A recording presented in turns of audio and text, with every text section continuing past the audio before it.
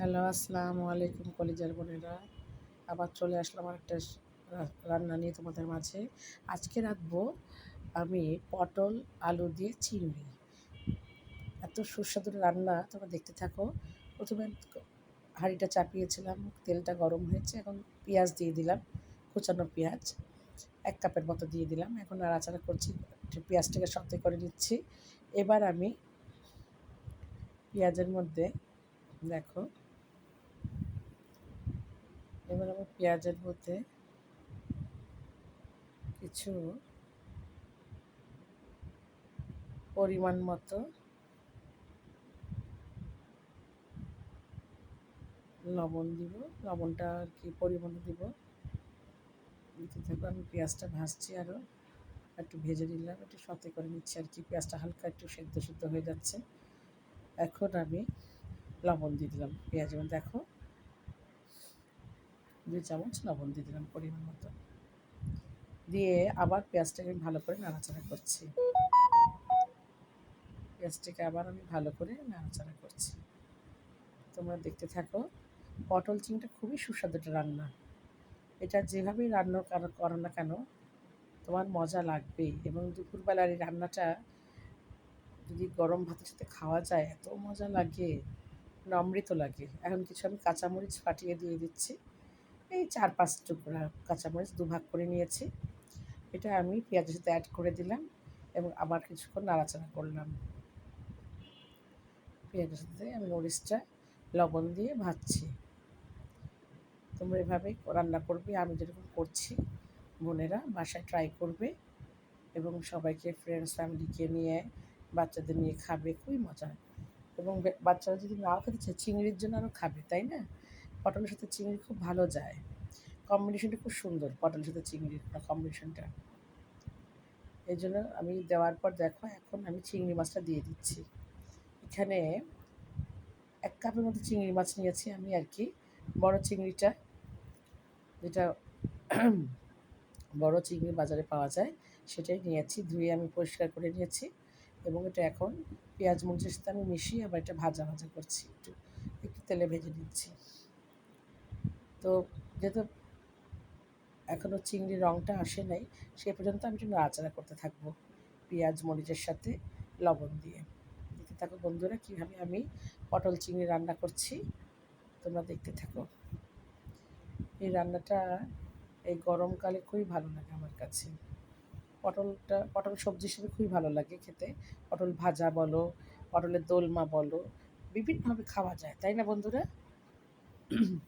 তো আজকে আমি দুপুরবেলায় এই পটল দিয়ে আলু দিয়ে চিংড়ি দিয়ে রাঁধলাম, সেটাই তোমার সাথে শেয়ার করছি। কীভাবে রান্নাটা করলাম দেখো, দেখতে থাকো তোমরা সবাই। এরপর আমি এক এক করে, এই যে আমি আদা বাটা দিচ্ছি। আদা বাটা এখানে পরিমাণ মতো দিচ্ছি, দেখো কয় চামচ দিচ্ছি, দেখো 2 চামচ দিলাম আদা বাটা। এরপরে দেব রসুন বাটা। রসুন বাটাটা আমি দিয়ে দিচ্ছি, দিয়ে এখন নাড়াচাড়া করছি। আবার চিংড়ির সাথে আদা রসুনটা মিশিয়ে দিচ্ছি এবং কিছুক্ষণ ভেজে নেব, কারণ আদা রসুনের কাঁচা গন্ধটা চলে যাবে।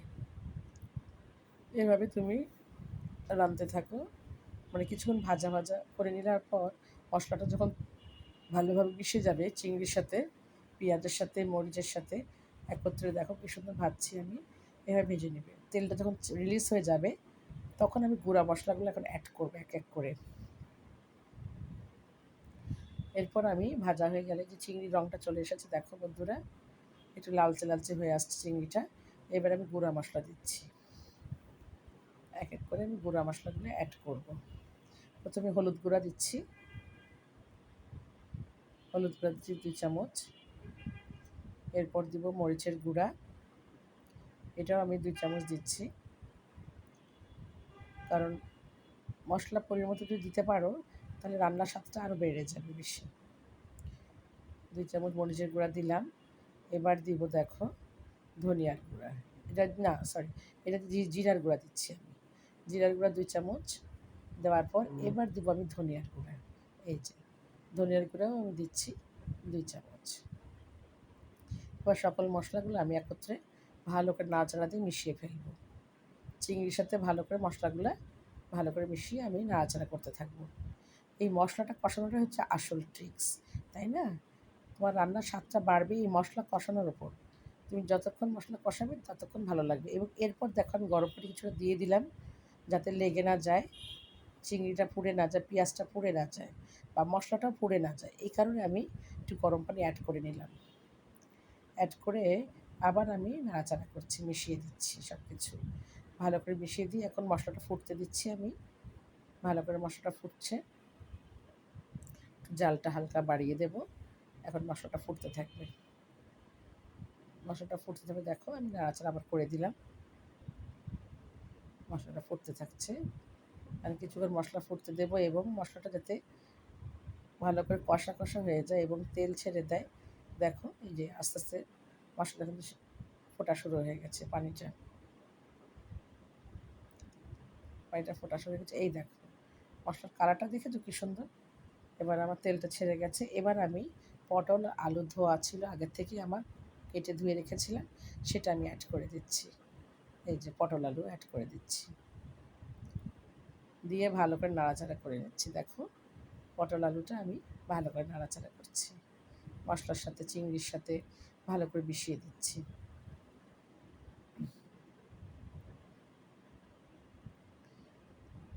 এবং রান্নাটা খুবই সাবধানের মধ্যে করবে।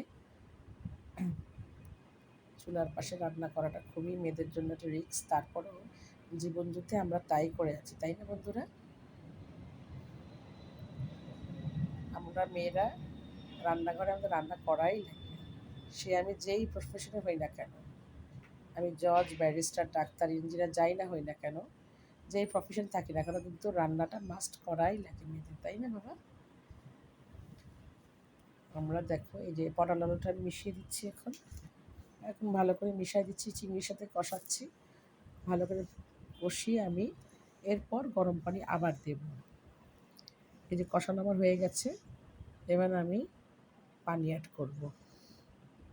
পরিমাণ মতো পানি দেবে, গরম পানি, কেটলিতে আমি আগে থেকে করে রেখেছিলাম গরম পানি, ওটা আমি মিশিয়ে দিচ্ছি এখন।